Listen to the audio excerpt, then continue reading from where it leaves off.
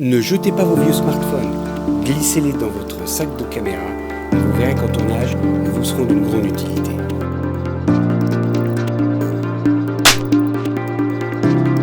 Bien bonjour et bienvenue à Vidéo Truc, la chaîne des trucs et astuces pour filmer pas cher. Et aujourd'hui on va parler des couteaux suisses, des nouveaux couteaux suisses des tournages. Pendant très longtemps, le couteau suisse traditionnel qu'il y avait sur les tournages, eh bien c'était l'objet multitool où vous aviez une pince pour pouvoir dévisser certains écrous, vous aviez un tournevis, etc. Aujourd'hui plus du tout. Aujourd'hui, depuis l'apparition des smartphones, c'est-à-dire ça fait 10, 12, 13 ans, eh bien on peut dire que ces smartphones sont devenus le nouveau canif des tournages parce qu'on y trouve plein d'utilités. Alors quand je parle de couteau suisse ou de canif, j'insiste, je l'avais déjà dit dans d'autres vidéos, le canif, le couteau suisse c'est génial parce qu'il y a plein de petites lames regroupées dans un même objet. Le seul problème c'est que les lames elles sont toutes petites. Donc le couteau à pain du canif, il est rikiki et c'est pas avec ça qu'on va couper un gros pain, c'est pas avec la lame d'un canif qu'on va préparer un morceau de viande ou préparer un morceau de poisson, ça sera pas facile. Ça va être pareil avec notre smartphone, ça va nous être bien utile, ça va nous dépanner, mais ça ne remplacera jamais le vrai outil. Et on va commencer à voir ça tout de suite. Moi je vous conseille d'avoir vraiment un smartphone qui soit dédié pour le tournage. C'est pourquoi je parle de vieux smartphones. N'utilisez surtout pas votre smartphone de tous les jours. D'abord parce que vous en aurez peut-être besoin pour tout un tas de choses et vaut mieux que celui qui soit réservé à votre tournage ne fasse que cela. D'abord parce que dans l'idéal, moi je recommande de retirer la carte SIM pour pas qu'il y ait de problème, pour pas qu'il se mette à sonner pendant le tournage ou qu'il y ait des tas de messages Facebook ou je ne sais quoi en plein milieu du tournage. Ça c'est la première chose. La deuxième chose, évidemment, et vous l'avez deviné, mais vous en doutez, travaillez en mode avion. Surtout en mode avion pour ne pas avoir de mauvaises surprises.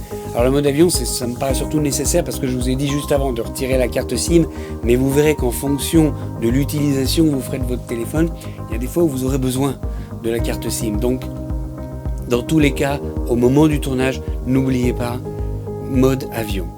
Et maintenant, on va voir un petit peu les différentes utilités que l'on peut faire avec un téléphone.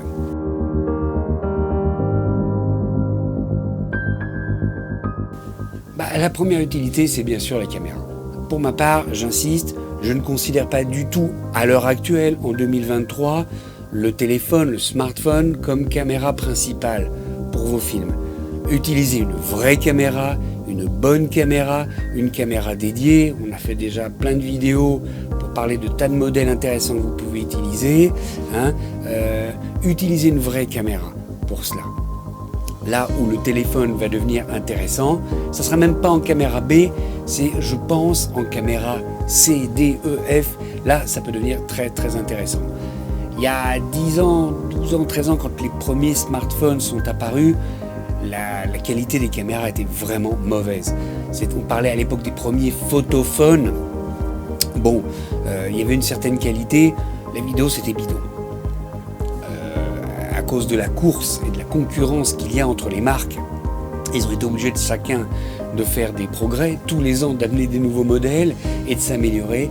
Et c'est vrai, il faut le dire, en 10 ans, il y a eu de très gros progrès au niveau de la photo, au point que on a retiré du marché tous les petits appareils photo instamatiques, ça n'existe plus.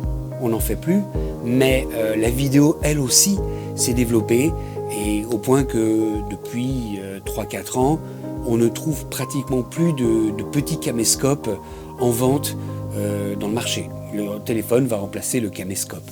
Les caméscopes que l'on trouve sont déjà des modèles plus chers, qui se rapprochent du professionnel, et même si ce n'est pas des modèles professionnels, ce sont des modèles semi-professionnels qui peuvent être parfois tout petits de taille, mais qui coûteront quand même autour des 1500-2000 euros et pas moins, parce que ce seront déjà des bêtes qui, malgré leur petite taille, auront une qualité vidéo assez formidable et parfois beaucoup plus intéressante que ce que vous aurez avec votre smartphone, y compris les bons modèles de smartphone.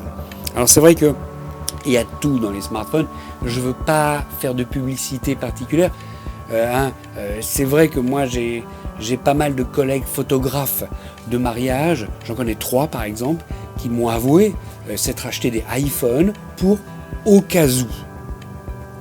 Tellement la qualité de la photo est bonne sur le iPhone, mais comme ils me le disent toujours, je l'ai au cas où, mais j'évite de m'en servir parce que déjà, je préfère mon gros appareil, mais aussi parce que ça la fout très très mal devant les clients.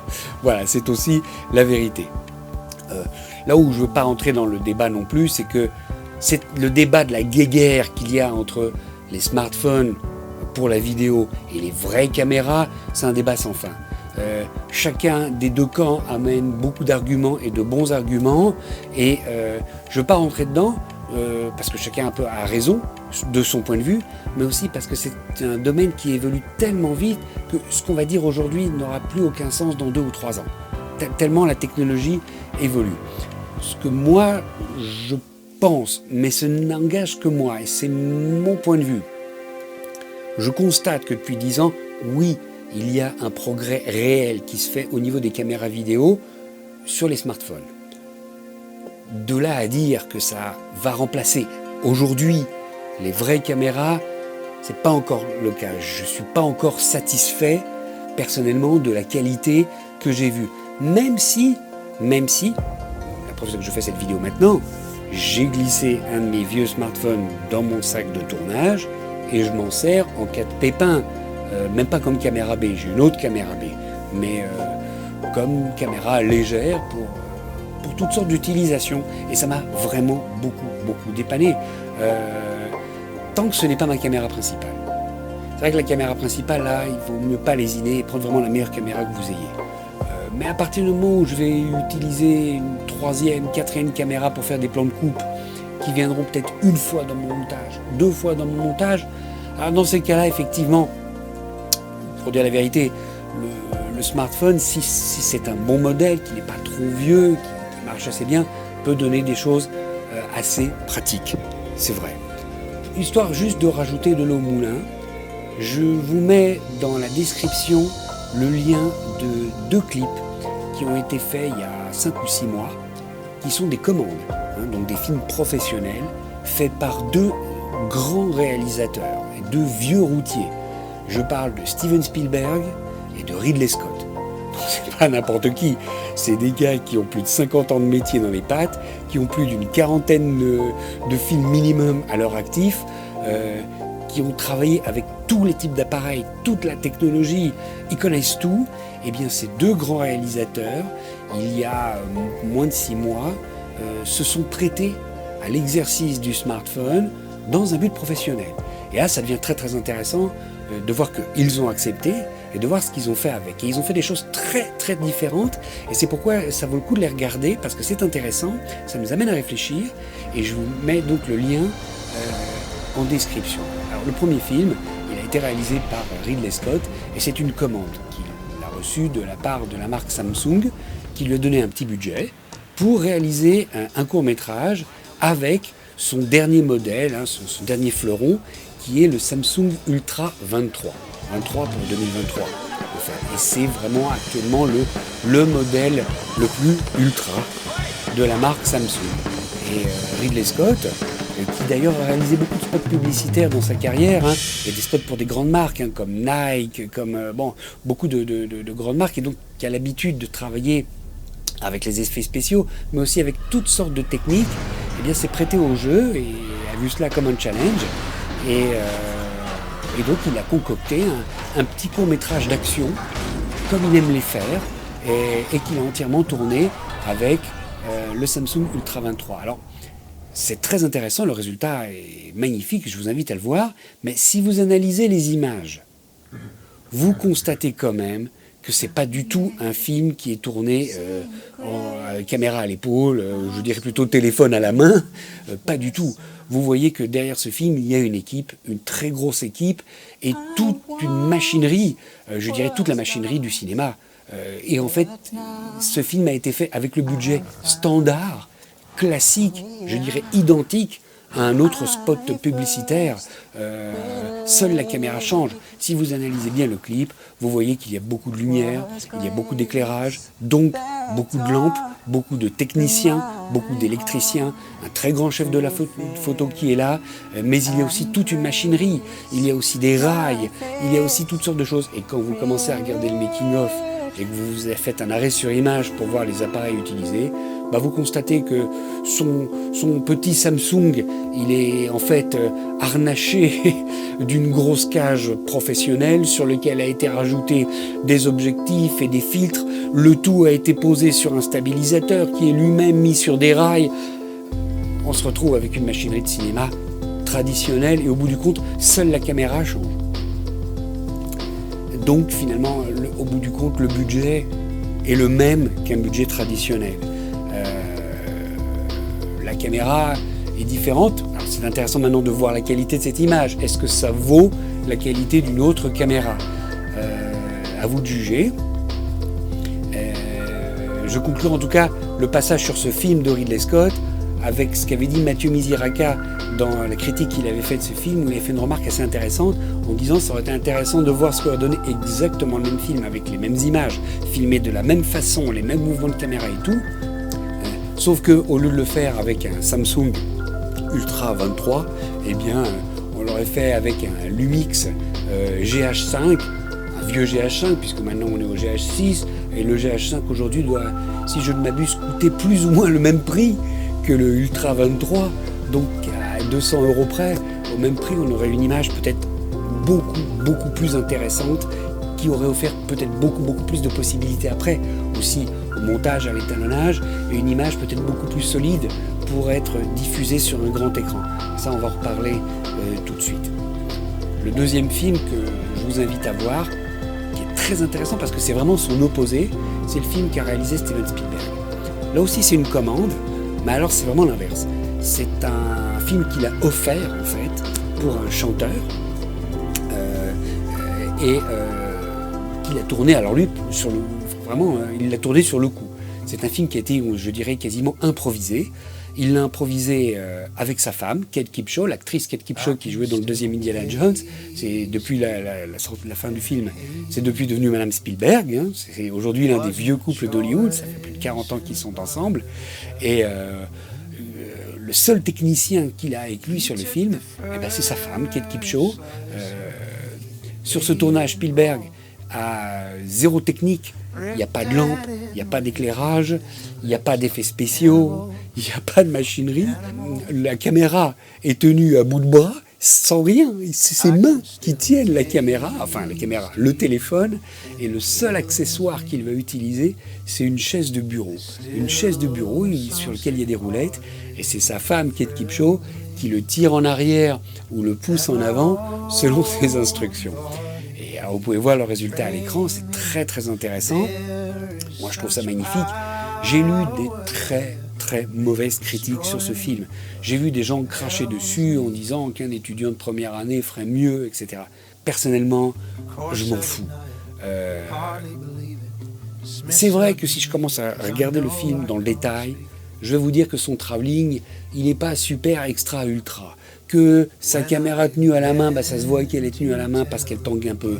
Qu'il y a des moments où il essaie de faire des recadrages avec le zoom de son téléphone, qui est un iPhone pour le coup, et il essaie de jongler entre le zoom de son iPhone et puis les capacités de ses mains à s'avancer, à reculer, et puis de sa chaise, et que des fois ça tremblote un peu. Alors oui, j'ai vu des puristes critiquer ça. Franchement, moi je vois pas ça en tant que directeur photo, je vois ça en tant que réalisateur. Franchement, que la caméra elle aille trembler un peu, personnellement, je m'en contrefous. Et la vraie question est, qu'en pense le client ? Son chanteur, son clip, il a déjà fait plus de 800 000 vues. Je crois que c'est ça qui compte pour lui. Et je crois qu'il était vraiment content. Et que peu importe que Spielberg l'ait fait avec un téléphone en le tenant à bout de bras. Pour lui, ce qui comptait, c'est que ce soit, oui, Steven Spielberg qui signe le film, parce que pour lui, c'est un grand luxe et un grand honneur. Mais aussi, le maître, Spielberg nous montre que tout le monde avec ça, tout le monde avec un petit peu d'imagination et puis un petit peu de talent et un petit peu de culot, peut essayer et se risquer à faire quelque chose. Et même si le geste ou le mouvement ou la technique ne sera pas parfaite comme elle l'est sur une super production ou comme elle a été sur le film de Ridley Scott, qui lui avait des moyens, lui avait une équipe, lui avait une machinerie, oui, mais qu'on peut aussi sans rien faire quelque chose. Et là, je trouve ce film très très intéressant pour cela. Alors maintenant, qu'est-ce qu'il en résulte de tout cela? Et c'est ma conclusion de ce chapitre. Ces deux films sont très intéressants parce qu'ils sont complètement opposés et sont faits par deux grands réalisateurs qui ont montré qu'on peut faire des choses avec le smartphone. Qu'est-ce que ça donne à l'arrivée? Vous avez sans doute vu les images pendant que je parle, c'est assez magnifique. Si c'est vu sur un ordinateur, ça passe. Si c'est vu sur un téléphone, c'est génial. Vu sur une grande télé 4K, déjà on sent la limite. Et vu sur un grand écran, je pense que c'est pas évident. Voilà. Donc la vraie question à se poser, et c'est ça ma conclusion sur l'usage du téléphone en tant que caméra, c'est qu'est-ce que vous allez filmer? Qu'est-ce que veut votre client? Où est-ce que votre film va être diffusé? Et ça c'est intéressant parce que c'est là où il y a vraiment une évolution dans le métier. Je vois quand j'ai commencé il y a une trentaine d'années, la première question que je posais à mon client, c'est quel est votre budget? En fonction du devis, je vais voir ce que je vais pouvoir faire. Aujourd'hui, non. Avant même de poser la question du budget, je pose l'autre question, où votre film va être-il diffusé? Est-ce que c'est fait juste pour être vu sur YouTube et être vu sur un téléphone, ou est-ce que vous voulez le projeter lors d'un gala, sur grand écran, ou le diffuser en broadcast à la télévision, ou lors d'un événement? Alors là, ça change tout. Et effectivement, mes choix de caméra et de matériel seront complètement différents en fonction de cela. Et je crois que ça, c'est la vraie conclusion de ce chapitre sur les smartphones comme caméra. Maintenant, encore une fois, je ne crache pas sur les smartphones. Ça a évolué de façon incroyable en 10 ans. Et je suis très curieux de voir ce que ça donnera dans les 10 ans à venir. Parce que de toute façon, comme on l'a dit, à cause de la concurrence entre les firmes qui sont obligées à chaque fois d'amener des nouveaux produits et de se dépasser dans la recherche, à chaque fois ils sont obligés de développer ça. Et je pense qu'on assistera bientôt à des choses assez intéressantes.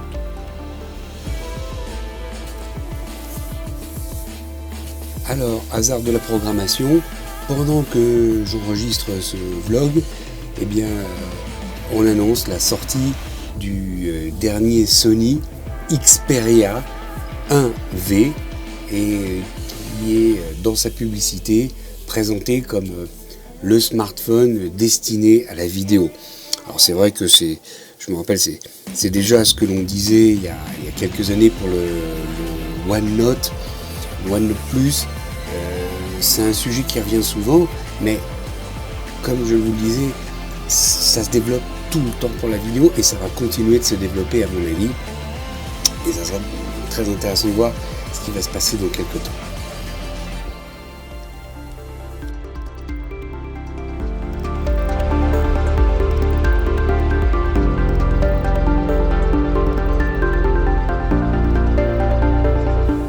Le deuxième avantage du smartphone, c'est avec le moniteur. Et pas que le moniteur, bonne surprise, moniteur et moniteur recorder. Oui. Très souvent, les caméras en usage professionnel ou semi-professionnel ont besoin d'un écran supplémentaire qui soit un vrai moniteur, parce que le moniteur de notre appareil photo est trop petit. Il fait souvent 3 pouces, 3 pouces 5, alors que la plupart des moniteurs que vous trouverez dans le commerce, eux, font autour de 5, 6 pouces. C'est presque le double. Ce sont aussi des appareils qui sont bien calibrés au niveau de la couleur et de la lumière et qui vous permettront donc de bien voir ce qu'il faut. Le problème, c'est que si vous voulez un moniteur, un bon moniteur, ça coûte. Le must des moniteurs, quand on est dans un usage indépendant, je dirais, c'est la Tomos Ninja, qui est à la fois moniteur et recorder et qui enregistre vos images dans des formats absolument extraordinaires. Bon, sauf que la Tomos Ninja, ça va entre 800 et 1000 euros en fonction des magasins où vous allez l'acheter et de la version que vous allez acheter. Alors c'est vrai qu'aujourd'hui il y a de la concurrence. En ce qui concerne les moniteurs, il y a tous les prix. Moi, je connais pas mal une firme qui s'appelle Fieldworld. J'ai utilisé pas mal de leurs outils et j'ai même fait un petit clip sur un de leurs dispatchers d'images. Alors chez Fieldworld, ils ont beaucoup de moniteurs à tous les prix. Ça démarre à 70 € et ça va de 70 € à 300 €. Ce qui est quand même 300 €. On est très très loin des 800 ou 1000 € du Ninja. Je signale aussi qu'à l'heure actuelle, l'un des modèles phares de Fieldworld, c'est aussi un recorder qui lui ne coûte que 250 ou 300 €. Donc on est beaucoup moins cher du Ninja, sauf qu'on n'est pas au même niveau en qualité puisqu'il enregistre en Full HD et pas en 4K comme c'est le cas avec l'Atomos Ninja. Mais à mon avis, on va y arriver, ils n'ont pas le choix. D'ici un an ou deux, ils vont s'y mettre aussi. C'est clair. Et il y a d'autres marques chinoises qui commencent à prendre le pas et à faire des recorders qui se mettent sur les caméras. Mais tout ça, c'est quand même très cher. Et notre téléphone, à nous, pour une somme beaucoup moins chère, peut faire le même travail. Beaucoup moins cher, mais moins bien. Pour cela, ça va vous coûter quand même quelques frais. Il va vous falloir faire quelques tout petits investissements. D'abord, il vous faudra investir dans un petit adaptateur qui vous permettra de sortir de votre appareil photo par la prise micro HDMI et de rentrer ensuite par la prise USB-C de votre téléphone. J'ai déjà parlé de ce type d'appareil dans une vidéo précédente. C'est un type d'appareil on trouve à tous les prix. En moyenne, on trouve ça autour des 20 €. Et ça vaut vraiment le coup d'utiliser ça parce que une fois que vous avez cet appareil, souvent c'est vendu aussi avec un support. Eh bien, vous mettez votre téléphone sur l'appareil photo et d'un coup, vous pouvez vous en servir comme moniteur. C'est très intéressant sur 2 points. Le premier point, parce que sur votre téléphone, si vous avez une prise casque, je dis bien si vous avez une prise casque, parce que le problème aujourd'hui avec les Samsung et les iPhones, c'est qu'ils ont condamné la prise casque. À la place, vous êtes obligé d'utiliser une prise USB-C, que vous pouvez utiliser comme adaptateur aussi. Mais le problème, c'est que là, votre prise USB-C, elle sera déjà utilisée pour être reliée à votre appareil photo. Donc là, vous êtes coincé. Si vous avez une prise casque sur votre vieux smartphone, eh bien là, vous pourrez vérifier le son. Or, quand on a un G7, par exemple, ou un FZ300, ou tous ces vieux appareils Lumix qui sont géniaux mais qui n'ont pas de prise casque, eh bien voilà une des astuces qui vous permettra d'avoir le son et de vérifier le son qui sort de ces appareils.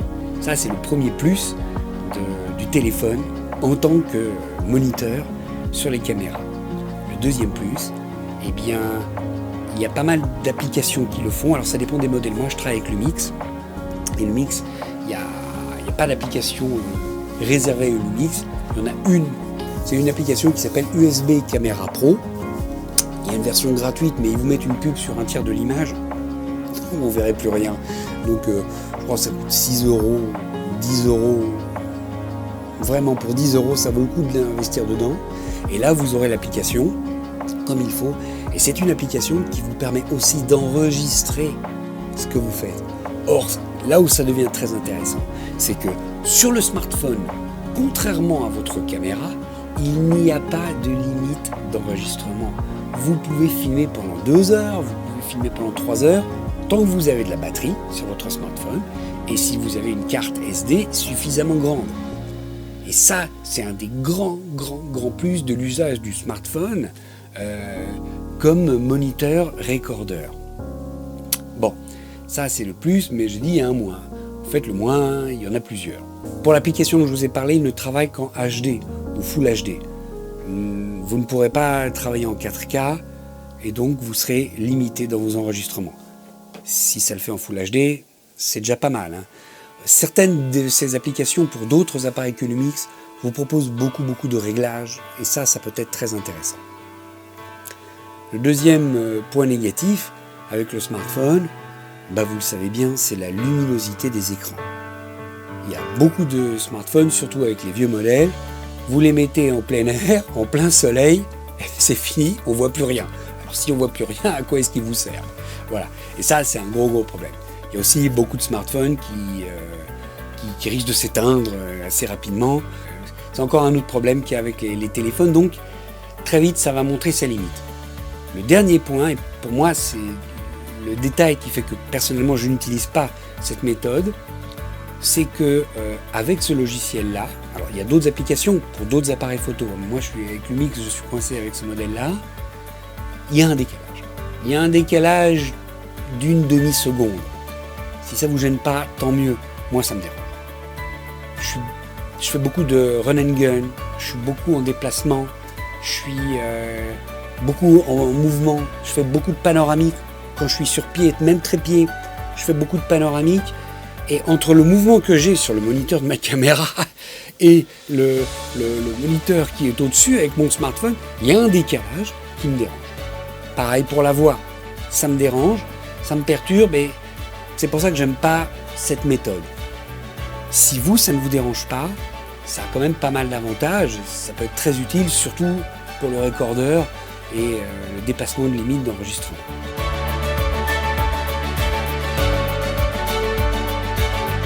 Troisième utilisation du smartphone, c'est en tant que recordeur audio externe.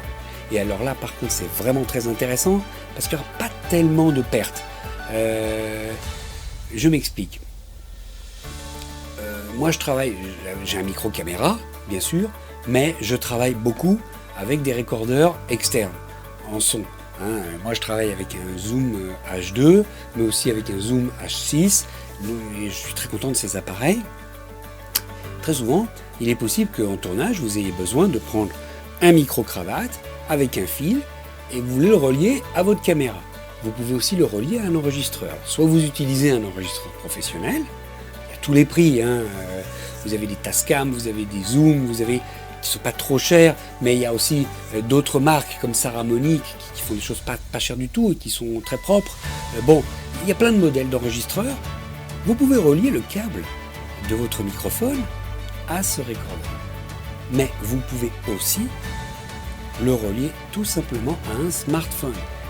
Tous les smartphones ont une fonction d'enregistrement. Ils ont un enregistreur interne qui enregistre en wave et de bonne qualité. Je ne vous parle pas d'utiliser le micro externe de votre smartphone. Ça, non, ça sera une qualité téléphone, ça sera bidon. Non, je vous parle d'utiliser un vrai micro-cravate que vous achetez, que vous testez et que vous reliez ensuite au téléphone. Et le téléphone, il va enregistrer toute la conversation, tout l'interview, vous le glissez dans votre poche ou dans la poche de l'interviewé et à la fin, au lieu d'avoir payé un enregistreur, un Zoom qui vous coûtera entre 100 et 150 €, eh bien vous avez tout votre enregistrement sur votre téléphone et je dois dire que j'ai eu des bonnes surprises. J'ai eu des bonnes surprises parce que la qualité de l'enregistreur interne, une fois qu'on lui a relié un micro, peut donner de très bonnes choses. Pratiquement toutes les marques vous fournissent un système d'enregistreur qui est automatiquement fourni avec le téléphone. Vous pouvez en télécharger gratuitement, il y en a plein. Je pense qu'il y en a aussi qui sont payants. Je ne sais pas s'il y a une différence technique entre ceux qui sont payants et ceux qui sont gratuits. Ils vous offriront peut-être quelques réglages en plus, quelques gadgets en plus, j'en sais rien. À vous de voir.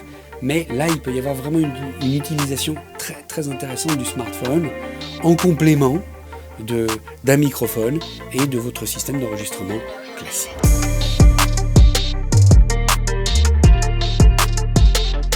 Alors, un des gadgets vraiment intéressants que vous allez trouver aujourd'hui avec les smartphones, c'est tout simplement le téléprompteur. Le téléprompteur, vous savez, qui permet de faire défiler un texte en face de la personne qui est interviewée ou qui est filmée, et elle a son texte qui défile et elle peut le lire en regardant la caméra sans donner l'impression d'être en train de lire son texte ou de regarder à côté ou au-dessus ou au-dessus. Alors avant, dans le temps, c'était des grosses machines, c'était des gros écrans qui étaient reliés à des ordinateurs, ça coûtait une fortune. Ensuite, on a eu tendance à utiliser les laptops. On posait un laptop sur une table à hauteur, mais bon, il y avait toujours un petit décalage et puis l'interviewé avait toujours la tête un petit peu baissée, un peu vers le bas ou un petit peu vers le côté. Et le téléprompteur, aujourd'hui, c'est un système il y a une espèce d'écran de projection qui sera mis vraiment au niveau de l'objectif. Donc la personne sera obligée de regarder l'objectif pour lire son texte. Et l'objectif arrive à lire au travers sans voir le texte passer.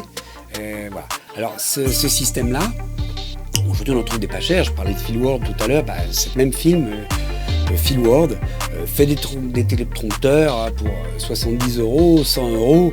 C'est des sommes qui sont beaucoup plus abordables. Et pour cela, vous utiliserez un téléphone ou une tablette que vous poserez tout simplement sur une espèce d'établi qui est placé devant l'écran. Vous avez une application qui vous est fournie au moment de l'achat de l'appareil.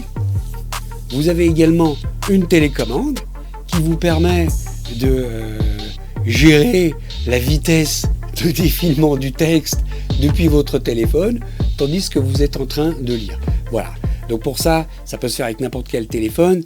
Vaut mieux que vous ayez un téléphone qui soit réservé à cela, effectivement, encore une fois, et pas votre téléphone habituel. Ce sera plus pratique.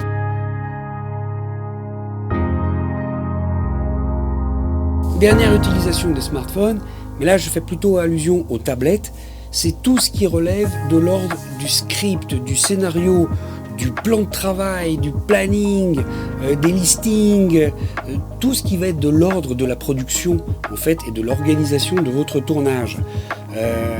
Quand on filme une fiction, on arrive avec des tas de listes de décors, de techniciens, etc. Quand on filme un documentaire, ce qui sera peut-être votre cas, eh bien, on a un planning avec la liste de toutes les personnes que l'on doit interviewer, à quelle heure, où, quand, tout le matériel qu'on va devoir employer. Pour chaque séquence, on a prévu l'éclairage qu'il faut, peut-être même les questions que l'on a prévues. Tout était déjà mis dans des dossiers. Alors, soit vous vous trimballez avec vos feuilles et vos dossiers et vous les perdez et puis vous ne savez pas où elles sont mises et vous les cherchez tout le temps, sauf si vous avez un assistant et une script ou un script qui va s'occuper de vous. Alors là, c'est super, c'est Hollywood. Mais si ce n'est pas le cas et que vous êtes tout seul à tout faire, ça risque de vite devenir assez problématique avec tous les papiers. Alors aujourd'hui, heureusement, la technologie est là pour nous aider et au lieu d'avoir des tas et des tas de dossiers, on fait tout par Word. On fait tout par Word, on fait tout par Excel. J'ai tous mes scénarios, j'ai tous mes plans de travail, mes listings. Tout est sur Excel et c'est gratuit et je l'organise. Il suffit que j'ai un ordinateur avec moi, un laptop, je peux tout régler. Mais en fait aujourd'hui, sur une tablette ou même un téléphone, mais bon là il faut un petit peu avoir une loupe, mais je peux depuis mon téléphone vérifier tout mon plan de travail, tout ce qui a été fait. Alors à ce propos, je signale d'ailleurs qu'il existe de plus en plus d'applications que vous pourrez télécharger sur votre téléphone ou sur votre ordinateur ou qui vous permettent de travailler aussi bien les scripts que les plans de travail, que les plannings, etc. Je ne connais pas d'applications gratuites, elles sont toutes payantes, soit vous les achetez, soit vous payez un abonnement au mois ou à l'année. Moi personnellement, j'aime pas cette formule de prendre un abonnement, mais c'est à vous de voir ce qui vous convient le plus. N'empêche qu'il y a des formules qui sont vraiment très très intéressantes où on vous fournit absolument tout. C'est-à-dire que tous vos plannings sont prêts, ça va même vous aider à penser à ce à quoi vous n'avez peut-être pas pensé pour organiser votre tournage. Et tout est là. Vous n'avez plus qu'à biffer la chose ou à l'effacer ou à mettre une encoche dessus. Clique sur votre téléphone et la chose est réglée. Si vous ne voulez pas payer d'abonnement, vous pouvez faire comme moi. Et ça, c'est l'esprit Vidéotruc. Utilisez tout simplement Excel. On a tous Excel. Moi-même, j'ai des templates tout prêts. Vous pouvez en trouver beaucoup sur Internet, gratuits même. Des plans de travail déjà organisés, déjà formulés. Beaucoup seront en anglais. C'est peut-être pas un problème pour vous. Et voilà. Et puis dessus, en plus, une fois que vous les avez, vous les rentrez dans votre ordinateur. Et puis, vous n'avez plus qu'à recopier la chose en fonction de vos besoins et de vos tournages. Alors en bonus, il y a aussi des tas d'autres applications et des tas d'autres utilités que vous pourrez avoir avec un téléphone dont je n'ai pas parlé et qui sont des choses peut-être moins importantes, moins spectaculaires, mais qui vous rendront peut-être service. Il existe par exemple des applications payantes, je crois, qui imitent des viewfinders de caméras de cinéma, si vous faites des repérages par exemple, pour savoir exactement ce que ça rendra avec ce type d'objectif. Voilà. Vous avez toutes sortes d'applications. Vous avez des sonomètres pour mesurer le niveau sonore. Vous avez toutes sortes de télémètres pour vérifier exactement la distance entre un objet et vous. Alors ça peut être très utile pour les assistants caméra pour faire la mise au point. Mais il y a aussi des tas d'autres applications, des tas d'autres utilisés auxquels je n'ai pas pensé. Si vous connaissez d'autres applications, que vous avez d'autres utilités du smartphone au tournage, eh bien, n'hésitez pas à l'écrire dans les commentaires et à partager vos connaissances avec la communauté.